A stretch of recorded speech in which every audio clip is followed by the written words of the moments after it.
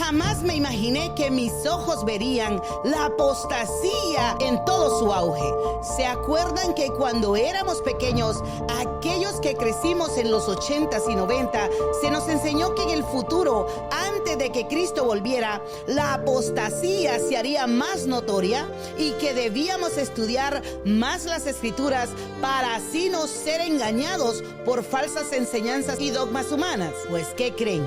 Jamás me imaginé que mis ojos verían esos días. Hoy vemos danzas, coreografías y un sinnúmero de rituales los cuales Dios nunca nos mandó a hacer. Ni qué decir de la predicación. Ahora se habla de cómo ser un hombre o una mujer de éxito. Hoy los mensajes ya no hablan del arrepentimiento, ni mucho menos de guardar la ley de Dios, ni de esforzarnos por llevar una vida santa. Es por ello que debemos darnos a la tarea de estudiar a profundidad las Escrituras. Es el deseo de Dios que no caigamos en el error y que volvamos a hacer lo que Él siempre ha querido tener con el ser humano: una relación directa, sincera y sencilla, sin intermediarios. Usted no necesita asistir a una congregación o una de estas clubes mal llamados iglesias o congregaciones para tener una relación con Dios. Hoy estudiaremos acerca del origen del concepto del templo o reuniones congregacionales. El deseo de Dios desde el principio de la creación ha sido tener comunión con el hombre sin intermediarios, pero por la dureza del corazón del hombre es que Dios ha permitido que el hombre haga cosas que, aunque para Dios no son relevantes, para el hombre en su entendimiento tiene importancia o sentido. Recordemos que la mente del hombre es finita y no comprende muchas veces a cabalidad el deseo de Dios. Dios desde el principio hablaba con Adán y Eva, y eso lo podemos ver en Génesis capítulo 3 del verso 9 en adelante. Así también Dios hablaba con Abraham, con Isaac, con Jacob, con Moisés, con los profetas mayores y menores. Pero por la dureza del corazón del hombre, el pueblo le dijo a Moisés que no quería escuchar más la voz de Dios directamente, sino que todo mensaje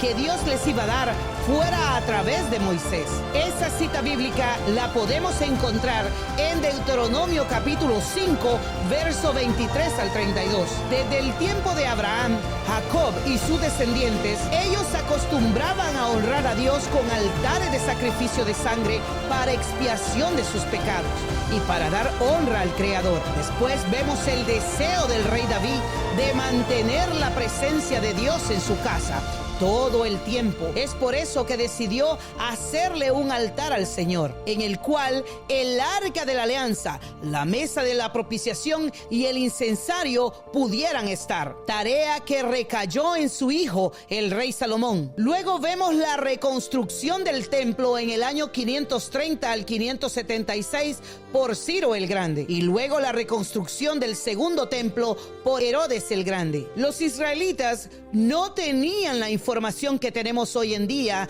del Nuevo Testamento, en donde Jesús mismo le dijo a la mujer samaritana: llegará el día en que ni en Judea ni Samaria se adorará al Padre. ¿Qué nos quería decir el Señor Jesucristo en este pasaje bíblico? Que iba a llegar el día que no teníamos que asistir a un templo o un lugar específico para adorarlo, sino que en estos tiempos podemos honrarlo con nuestros actos, obedeciendo la ley y sus mandamientos. ¿Por qué Jesucristo, cuando vino a la tierra, no ordenó a sus discípulos a reconstruir el templo? Porque no era relevante para él en donde se le adore. Él se reunía en casas a partir el pan con sus discípulos. Los que dispusieron cómo y dónde reunirse fue el emperador Teodosio el 27 de febrero del año 380 y Constantino el Grande, quien fue su antecesor en el 337. En China, por ejemplo, y la India, los creyentes no se reúnen en templos visibles,